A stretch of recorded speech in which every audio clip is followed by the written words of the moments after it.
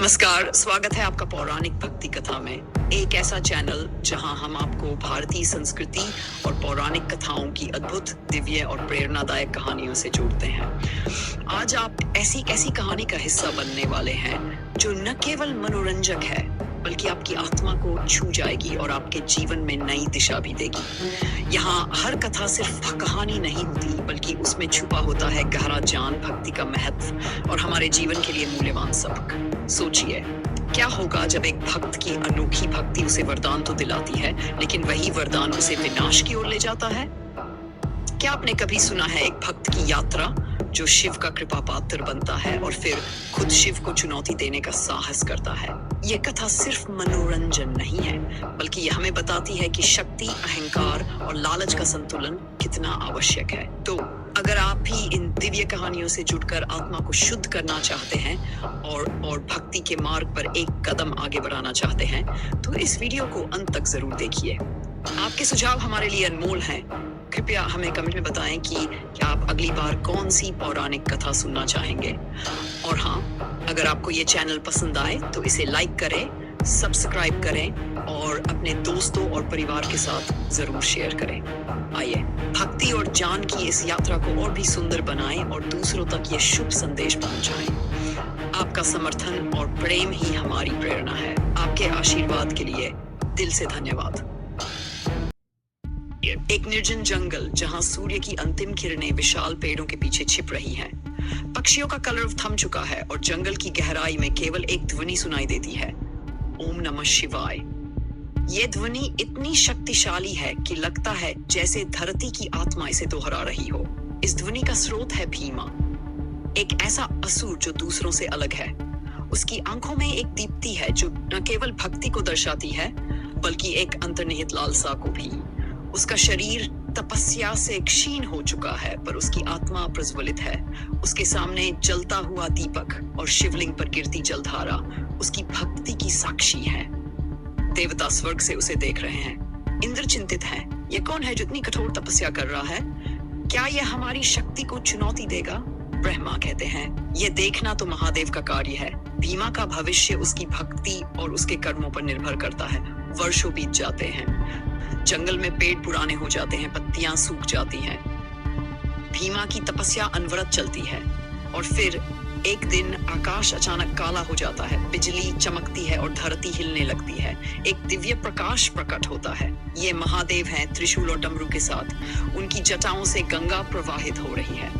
हे भीमा, शिव कहते हैं, तुम्हारी तपस्या ने मुझे प्रसन्न कर दिया है। मांगो जो तुम्हारा हृदय चाहता है।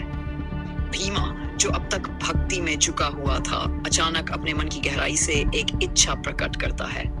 हे महादेव, मुझे ऐसा वरदान दें कि मैं जिसके सिर पर हाथ रखूं वह तुरंत भस्म हो जाए।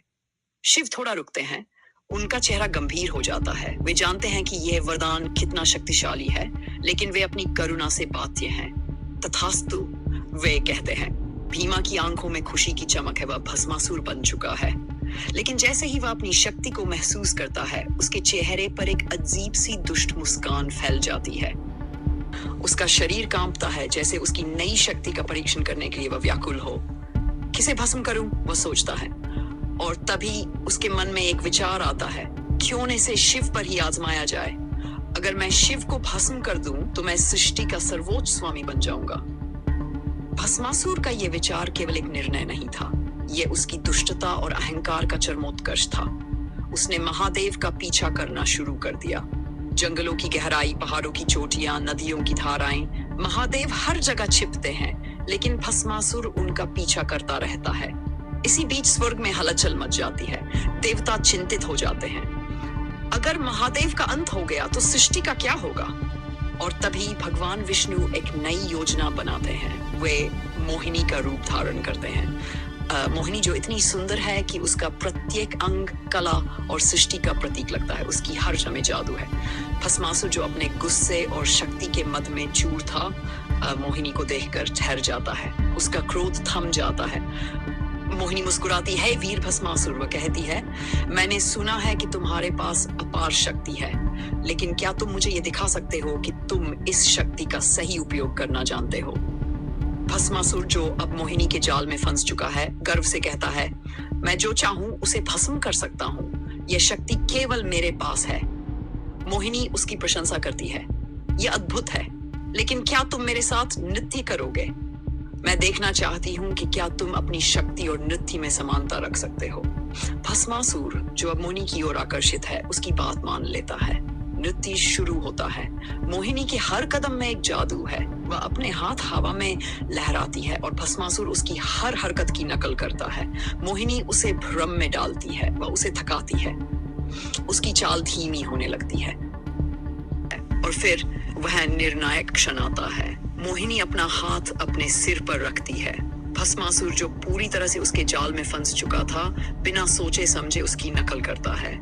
जैसे ही उसका हाथ उसके सिर पर पड़ता है, वह तुरंत भस्म हो जाता है। ये क्षण केवल एक असुर के अंत का नहीं था। ये एक ऐसी कथा थी जो बताती है कि शक्ति, चाहे कितनी भी बड़ी क्यों न हो, उसका अहंकार और लालच के साथ उपयोग विनाश की ओर ले जाता है। शिव पुराण की यह अनोखी कहानी हमें हमारे भीतर के भस्मासुर को पहचानने और उसे नियंत्रित करने का संदेश देती है।